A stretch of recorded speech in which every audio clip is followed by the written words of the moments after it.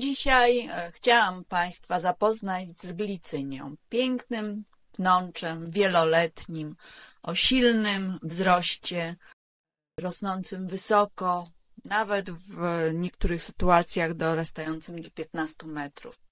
I tutaj pokazuję Państwu glicynię chińską szczepioną, proliv. Pnącze, które wymaga podpory i wije się wokół tej podpory. Glicynię mamy dwa rodzaje, glicynię chińską i glicynię kwiecistą. Jesienią pięknie się przebarwiają, natomiast kwitną wczesną wiosną. Glicynia chińska zakwita troszkę wcześniej, bo już na początku maja i kwitnie przed liśćmi. Natomiast glicynia kwiecista końcem maja i zwykle to jest właśnie kwitnienie razem z liśćmi. Mamy też białe odmiany glicyni i tutaj właśnie na zdjęciu widzimy tą białą odmianę. Tutaj mamy drugą glicynię kwiecistą, która kwitnie na altance. U glicyni kwiecistej właśnie jest charakterystyczne to nierozkwitanie w całości od razu kwiatostanu. Czyli mamy już kwiaty rozwinięte, ale mamy część kwiatostanu, która jest jeszcze w pąkach. I tutaj ten rozwój następuje w ten sposób, że kwiaty się rozwijają na tym gronie coraz dalej i często dochodzi do tego, że dolne jeszcze kwitną, a górne zaczynają już opadać. I to jest taka cecha charakterystyczna glicyni kwiecistej. Nie ma tego przy glicyni chińskiej, która na dobrą sprawę rozwija od razu cały kwiatostan i cały kwiatostan jest kwitnącym. Glicynia kwiecista ma dłuższe te kwiatostany, także też zależy kto co lubi, czy długie, w pełni rozwinięte kwiatostany glicyni chińskiej, czy jeszcze dłuższe kwiatostany glicyni kwiecistej. Najszybciej zakwitną nam glicynie szczepione, ewentualnie sadzonkowane troszkę później, natomiast najdłużej poczekamy na kwiaty, nawet do 10 lat przy glicyniach rozmnażanych z siewu. Ważnym elementem też do zakwitnięcia glicyni jest cięcie. Tniemy ją dwukrotnie, raz w marcu przed kwitnieniem, przed rozwojem kwiatów, drugi raz końcem sierpnia.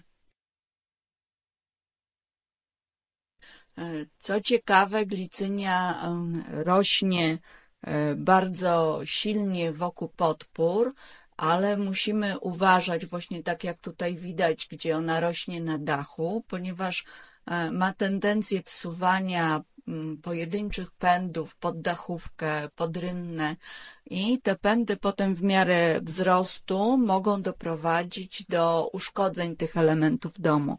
Czyli dość uważajmy, jeżeli puszczamy ją na dom. Bardzo ładnie wygląda na wszelkich pergolach czy trejażach, gdzie pozwalamy tym kwiatom zwisać. Doskonale wygląda wtedy, kiedy ten wiosenne kwitnienie przechodzi nam przez barierki sufitowe pergoli i zwisa do środka jakby tego pomieszczenia ogrodowego, gdzie możemy sobie siedzieć. Wygląda wtedy bardzo ładnie.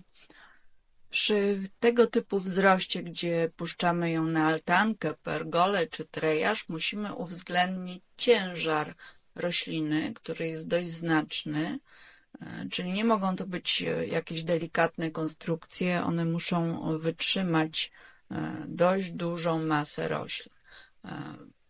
Pamiętajmy też, że możemy po prostu to poprzycinać. Co ciekawe, możemy ją puścić tak jak tutaj na przykład na świerki. Wspaniale to wygląda, jak zaczyna nam świerk na fioletowo kwitnąć.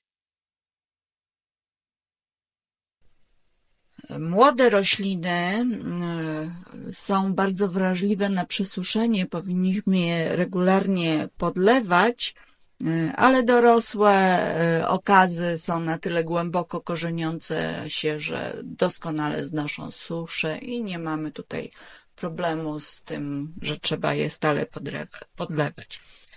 Sadźmy glicynię w miejsca dobrze osłonecznione. Warunkiem kwitnienia glicyni jest 6-godzinne oświetlenie bezpośrednim słońcem. Tutaj widzimy właśnie glicynię posadzoną od południowej strony. Ona jest tutaj doskonale doświetlona. Dzięki temu mamy bardzo ładne kwitnienie, obfite. Dość drastycznym sposobem, który zmusza glicynię do kwitnienia, jest podcięcie jej korzeni. Wykonuje się to ostrym szpadlem, mniej więcej w odległości 60 cm od rośliny. Podcinamy korzenie na głębokość około 30 cm.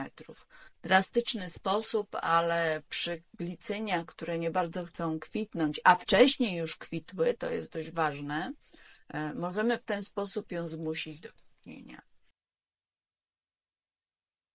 Kwitnienia glicyni zaczyna się praktycznie od początku maja i jeszcze pojedyncze kwiaty mamy nawet do połowy czerwca. Oczywiście tutaj mamy majowe kwitnienie, początek maja i na początku to jest większość kwiatów, niewiele liści, potem natomiast ta proporcja zaczyna się zmieniać i jest coraz więcej liści, coraz mniej kwiatów.